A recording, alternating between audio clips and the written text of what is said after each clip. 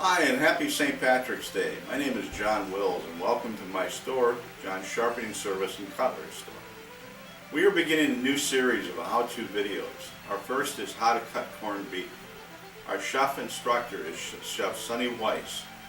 Chef Sonny is a talented, experienced chef who has held executive chef positions with some of the nation's leading corporations, hotels, and country clubs.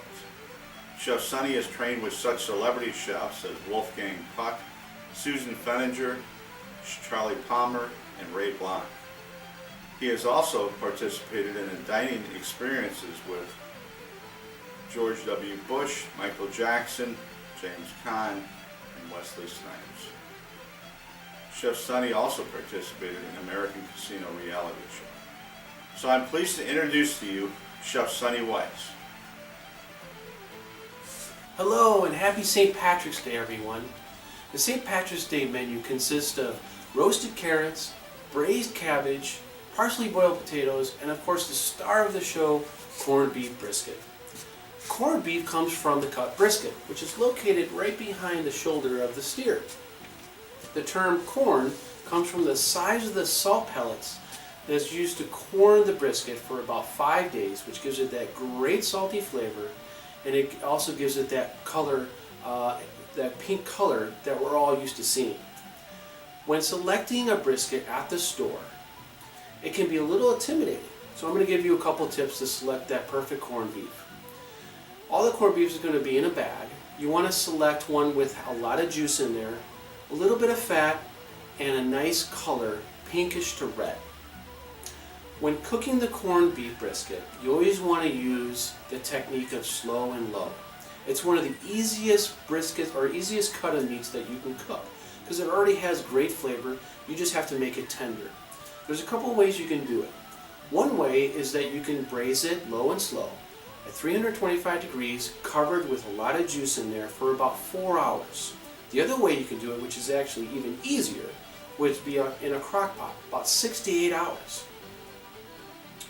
Now you heard the term letting it rest. The reason why you want to let the corned beef brisket rest is because it comes out very, very hot. If you slice it too fast, all those juices are just going to bleed all over the cutting board, and you're not going to be able to enjoy those juices. So let it rest for about 15 minutes. One of the most important parts of slicing the corned beef brisket is selecting the right knife. So what you want to do is come to John's Sharpening Service and Cutlery Store. He's going to be able to suggest the right size knife that'll fit properly for you, and it's going to be nice and sharp. When trimming the corned beef brisket, there's a little bit of prep you have to do. What you want to do is you want to separate the top and bottom muscle, slice off some of that fat, and now you have it ready so that you can slice it. You want to use a nice 12-inch slicer. What we're going to do is we're going to slice it about 1/4 inch thick and then present it right on the platter. When slicing the corned beef brisket, there's a little bit of prep to do before you slice it. One of the things you have to do first is you have to separate the top and the bottom muscle.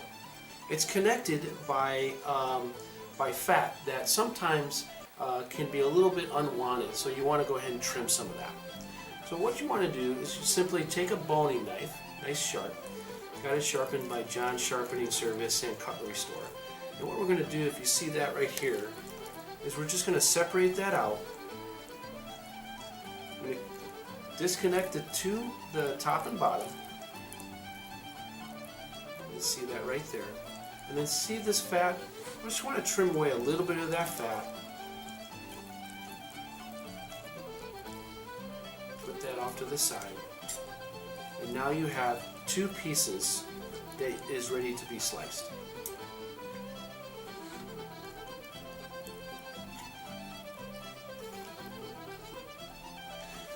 Next thing you want to do is grab your slicer, which is again a Kai Pro. It's a 12-inch slicing knife. It's very, very sharp. It was sharpened by John at his shop here. And this is the type of knife that is perfect for slicing roast beef or corned beef. You can slice any type of beef with it or any type of cuts. The reason why it's long is because when you slice it, you just want to slice it nice and easy. See how sharp that is? comes straight through. Corned beef is nice and tender. You want to slice it a little. You want to slice it against the grain. The reason why we slice it against the grain is because it disconnects the muscle fibers and it makes it even more tender. There you go. Take that off to the side. Now what I've done is I've prepared a traditional platter of St. Patrick's Day menu. You have your carrots, your parsley boiled potatoes, your braised cabbage, and a nice braising liquid that we've made into a sauce here. Now you notice I did not slice it too thin. I wanted to have a little bit thick, about an eighth to a quarter inch cut. Just going to present that right on the platter.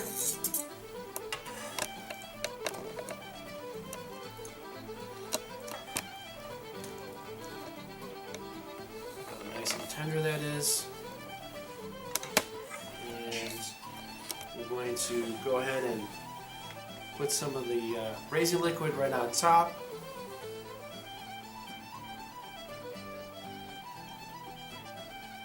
And there you go. Traditional St. Patrick's Day menu. I hope you enjoyed the information. Please come visit us at John's Sharpening Service and Cutlery. Have a wonderful, safe, and happy St. Patrick's Day.